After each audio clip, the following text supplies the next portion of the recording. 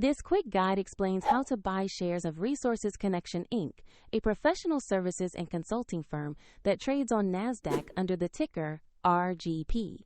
This is educational content and not financial advice. To buy shares, you need a brokerage account, and I will use eToro as an example to show the process. After registering, you will need to verify your account, typically with an identity document, and add funds before you can place a trade. Use the platform search bar and type the ticker RGP to locate the listing. Select the entry that shows Resources Connection Inc. to ensure you have the correct stock. On the stock page, review the company overview and the price chart to see recent movement and basic company information.